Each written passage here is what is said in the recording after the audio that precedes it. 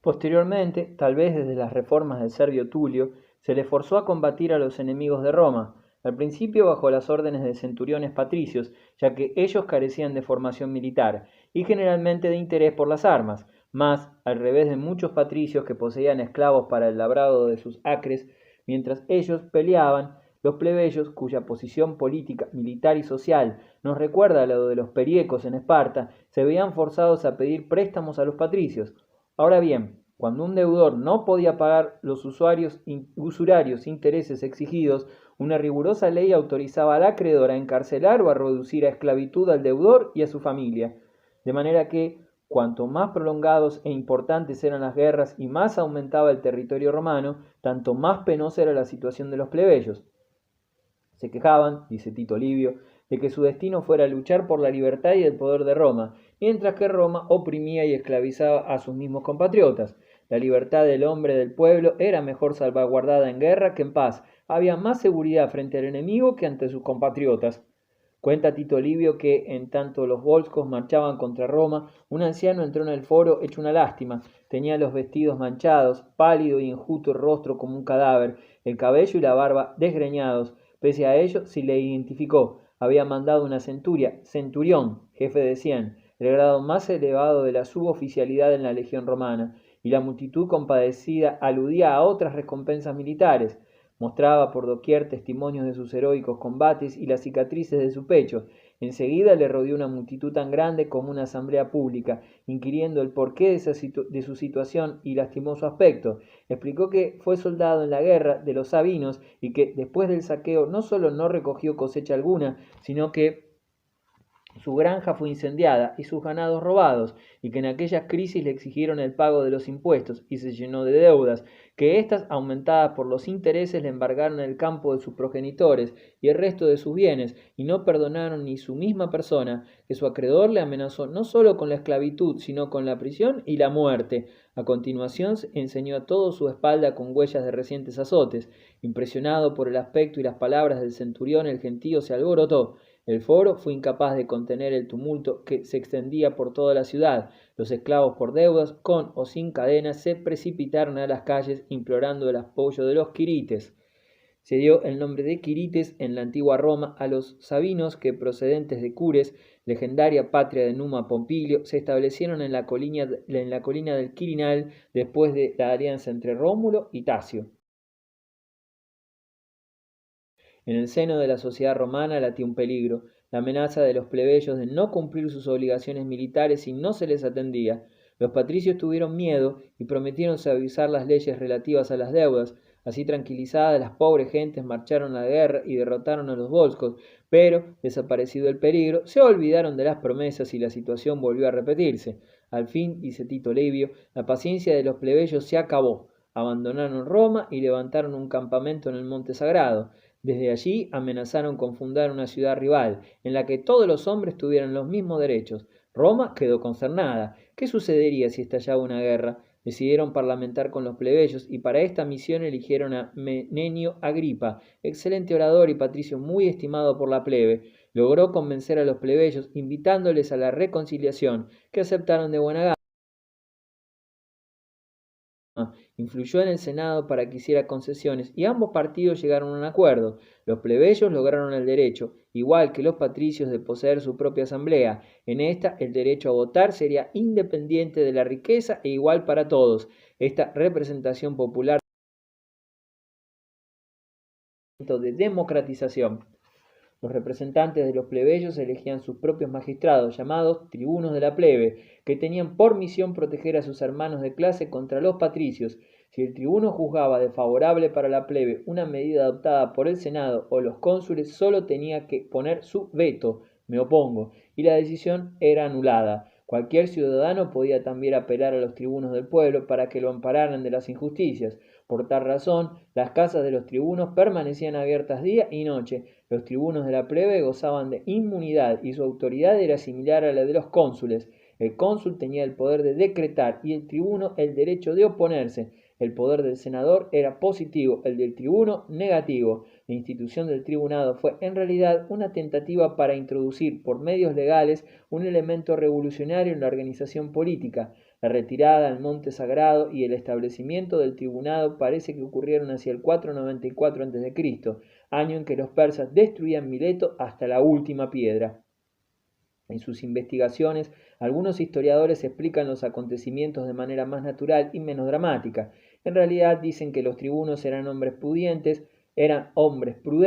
en quienes los plebeyos depositaban su confianza, en cada barrio o tribu, porque los primeros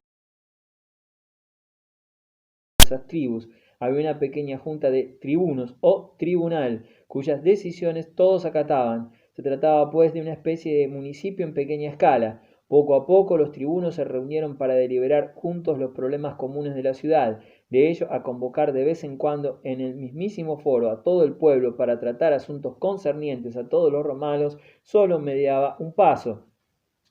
Así nació una especie de representación popular no refrendada por la ley, pero lo bastante poderosa para hacerse respetar en los asuntos públicos.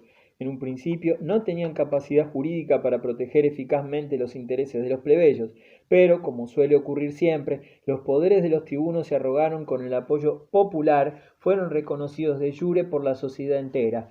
Respaldados por la mayoría del pueblo, los tribunos podían, pues, aprovechar esta situación para apoyar a sus hermanos de clase contra las exacciones de los magistrados patricios. A su vez, los plebeyos se comprometían por juramento a defender a los tribunos vinieran de donde viniesen. Coriolano. Hasta el año 494 a.C., la mayor parte de los patricios hicieron concesiones a la fuerza, aunque algunos con segundas intenciones, más o menos inconfesables. Al menos así sucedió con Coriolano, un patricio famoso por su intrépido valor, por el desmesurado orgullo de su ilustre cuna y por sus fieros ataques contra el tribunado. En una época de hambre en Roma, los cónsules ordenaron comprar trigo siciliano. Coriolano creyó llegado el momento de liquidar al tribunado y aconsejó al Senado que no distribuyera un grano de trigo a los plebeyos sin que antes renunciaran a sus tribunos. ¿Cómo soportamos a un tribuno los que no quisimos tolerar a Tarquino? Exclamaba, citando ante el tribunal por los tribunos.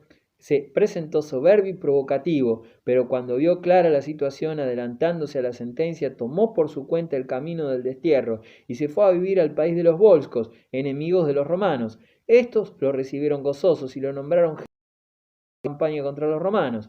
Coriolano marchó hacia Roma, arrasando los campos a su paso. Solo respetó las propiedades de los patricios. Roma estaba aterrorizada y el Senado envió embajadores a Coriolano. Los recibió con insolencia y rechazó todas las proposiciones. Cuando volvieron por segunda vez, ni siquiera dejó que entrasen al campamento. Luego fueron los sacerdotes revestidos con ornamentos sagrados, pero tampoco obtuvieron resultados. Por último apareció un grupo entre ellas la madre de Coriolano y sus hijos.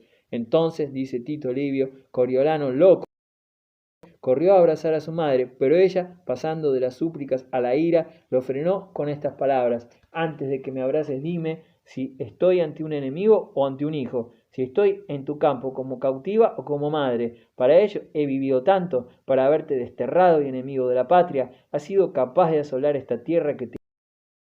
Por despechado que estuviese, por muchos deseos que tuvieras de asolar estos campos, es posible que no se fumara tu cólera al pisar esta tierra. Al divisar Roma, ¿no has pensado que dentro de sus muros están tu casa, tus dioses, lares, tu mujer, tu madre y tus hijos? Ojalá hubiera sido estéril, y así Roma no se vería hoy atacada. Si no hubiera tenido un hijo como tú, habría muerto libre en una patria libre. Según la leyenda, esta gran matrona venció el orgullo del rebelde, levantó el sitio y regresó con su ejército decepcionado al país de los volscos, quienes lo mataron movido por la ira. La ley de las 12 tablas. Los pobres y los oprimidos mejoraron su suerte a partir de la retirada al monte sagrado, pero mientras Roma no instaurase leyes escritas y sus cónsules y magistrados patricios administrasen justicia según costumbres antiguas, que ellos solos conocían, la vida y los bienes de la plebe no estarían seguros. Varias veces en vano. Después, dice Tito Livio, fueron enviados a Atenas 3 hombres con la misión de recopilar las célebres leyes de Solón y reunir informes sobre las instituciones, costumbres y usos de los demás.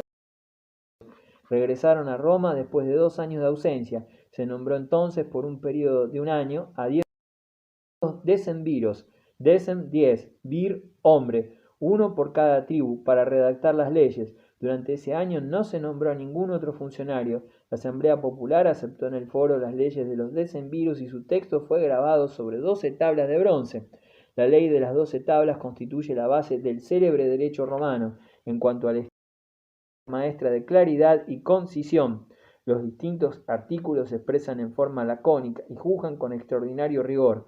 La ley no admite excepción alguna, ni circunstancias atenuantes. El legislador castiga hasta el menor delito, pero las leyes no son crueles. La prohibición de torturar al hombre libre es uno de los principales principios capitales del derecho penal romano, mientras que en otros pueblos los precursores de la justicia humanitaria han luchado miles de años para conseguir conservado gran parte de la ley de las 12 tablas, pues los niños romanos aprendían su articulado en la escuela. Los decemviros debían haber abandonado sus funciones una vez cumplido su cometido, pero comenzaron a manifestarse como tiranos. La leyenda de la caída de los decemviros es similar a la de la deposición del último rey. En el primer caso, la muerte de la inocente Virginia, sacrificada por su padre, hace estallar el odio del pueblo. En el segundo, lo promueve el suicidio de la virtuosa Lucrecia. Tregua en la lucha social. Las luchas internas de Roma durante casi todo el transcurso de los siglos V y VI a.C. no fueron más que un largo pleito entre patricios y plebeyos. Los tribunos del pueblo fueron logrando para su clase los derechos que antes solo disfrutaban los patricios, pero pasó un siglo antes de que los plebeyos alcanzasen el derecho político decisivo, el de ser elegidos cónsules. Los patricios consiguieron retardar dicha reforma mediante la corrupción, los fraudes electorales y toda clase de artilugios. Siempre existía la posibilidad de anular los efectos de un decreto desagradable o de un veto adverso, a veces con la ayuda de sacerdotes o de augures. La menor borrasca o leve contratiempo durante un acto oficial era, según los augures, una señal de cólera divina, pero a la larga los patricios tuvieron que ceder y otorgar de ordinario uno de los cargos consulares a un plebeyo. Lo más difícil estaba hecho. En adelante los plebeyos podrían desempeñar todas las funciones del Estado, cada vez más numerosas. El mismo Senado tuvo que abrirse a ellos, ya que solía reservar un puesto a las magistraturas después de un año de ejercicio. Hacia el 300 los plebeyos habían adquirido los mismos derechos políticos que los patricios, dando así fin a las agotadoras luchas sociales. Los romanos superaron las luchas de clases sin derramamiento de sangre, con aquella serenidad y sentido práctico que les caracterizaba y honraba tanto. Esta feliz solución se debió en parte al respeto recíproco de los partidos.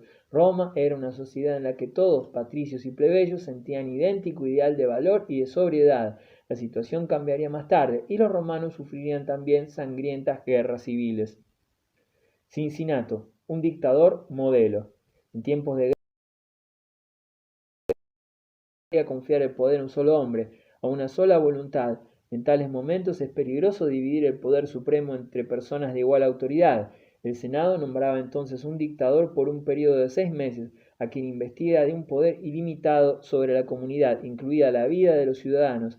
El de dictador era, pues, un cargo excepcional, ilimitado. Nadie podía ejercerlo más de 6 meses. Cumplida su misión, el cesante volvía a ser un ciudadano cualquiera, dispuesto a rendir cuentas sobre las medidas tomadas durante su mandato.